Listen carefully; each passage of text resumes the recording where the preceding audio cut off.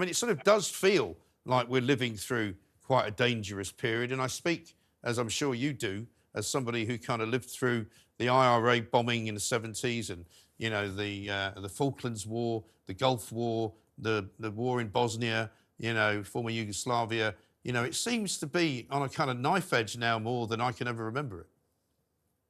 Yeah, I would say this is probably one of the most dangerous times in our history since the Second World War. Yeah. With genuine threats, of course, we've seen unfolding in Europe from Russia, threats around the globe, including again in Europe from China, not necessarily direct military threats, but certainly threats of espionage and subversion, and also from Iran. And that does include not just subversive threats and espionage, but it also includes attempted assassinations with Iranian-sponsored terror cells all around Europe, and not just around Europe, around the world. On top of that, you had, of course, Iran is basically the sponsor primarily of Shia Islamic Jihad, whereas also there's then the Sunni Islamic Jihad, which has died down to an extent since the demise, or at least partial demise, of the Islamic State, but it's still with us, and it's still a real threat to us. Yes. And I mean, the most recent incursion, I suppose, from our side, if you like, was the US bombing sort of 85 different targets in Syria and in Iraq, which were supposedly linked with some of these Iranian-backed disparate groups. Has there been any kind of response to that, or any retaliation from the Iranians? I know they keep saying nothing to do with us, Gov, but I mean, has anything happened? Well, the Iranians don't tend to carry out direct action themselves. They tend to do it through a network of proxies that they have throughout the Middle East and elsewhere in the world. And they have, in fact, carried out attacks against US forces since those retaliatory attacks by the Americans. And of course, we've got also Iranian-sponsored attacks constantly ongoing in the Red Sea against shipping there. Yeah. And of course, against Israel, both in Gaza and from Lebanon and from Syria. So the Iranians are definitely rampant, although not directly, and very often trying to deny it. But there's no getting away from who's behind these attacks. And I mean, without wishing to alarm anybody, because that's not really what I want to do at all, but, you know, we had stories recently that in London there were worries that some Iranian dissidents might be targeted by the Iranian regime in one way, shape or form. And also the fact that, you know, we do now have a very disparate kind of world where there are people living in this country who might have, you know, shall we say, less than friendly thoughts about our country. Same goes for France, same goes for most of Europe. Are you surprised that there hasn't been anything sort of on a terror type basis, really, since all of this started in Gaza? Well, I think there have, I don't know from first-hand experience, but I'm pretty sure there have been a number of plots that have been prevented by our security service. And of course, you know, for every terrorist attack that succeeds against our country, there are many, many that don't succeed because they are prevented from happening. And some of them we hear about, some of them we never hear about. But I think, you know, not only are the Iranian proxies that you mentioned looking at targeting Iranian dissidents in our country, they're also looking at targeting Jews in our country. Yeah. And you mentioned just now the attacks on Jews from, the attack on a Jew in Soho Theatre. Yeah. This is just one of numerous incidents and attempts to intimidate Jews in the UK, much of which has sponsorship from Iran, either directly or indirectly. Well, that's right. So it's yeah, and equally from Russia as well, I have to say that there's Russian money behind some of these anti-Semitic attacks in the UK as well. Yeah. I read a fascinating piece, actually, at the weekend by Matthew Said in the Sunday Times, who talks about the sort of importance of Ukraine to Russia and to Vladimir Putin. And, you know, rather than, you know, him spouting on about the historical context of why they want to occupy a certain part of Ukraine because they've always been properly, you know, Russian in that part of Ukraine. But it was more about the actual mineral rights and the mineral wealth that Ukraine has. And it seems to have an awful lot of mineral wealth. And so presumably if Russia has got its hands on that, that will give it even more ability, if you like, to produce even more and bigger weapons. Yeah, of course it will, absolutely. But Russia, I don't think that's Russia's primary objective, because Russia also has immense mineral wealth in its own country. It will, of course, it would boost it.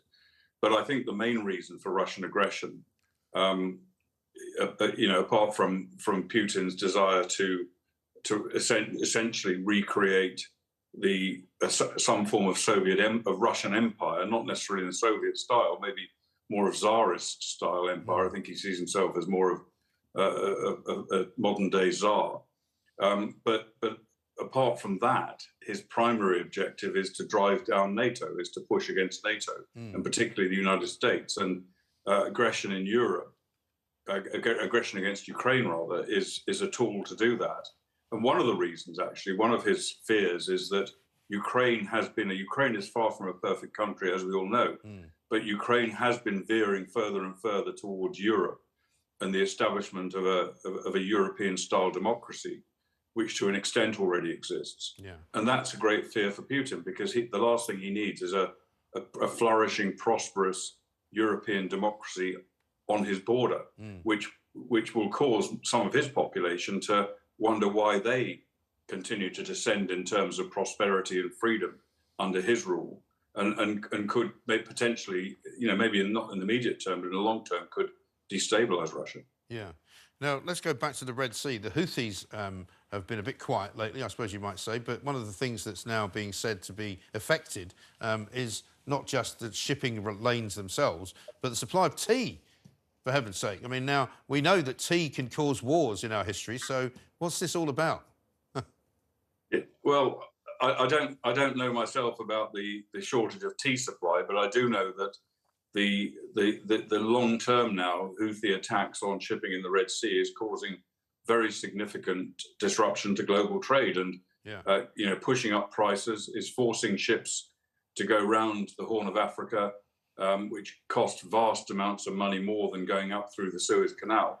And I think that's a weapon that the Houthis, or the Iranians who control the Houthis to a large extent, will continue to try and wield. And unless something very serious is done about that, it will continue. And so far, we haven't been acting very seriously. The US have been carrying out a series of airstrikes, many of which are telegraphed in advance to give the Houthis a chance to clear the areas that they're targeting.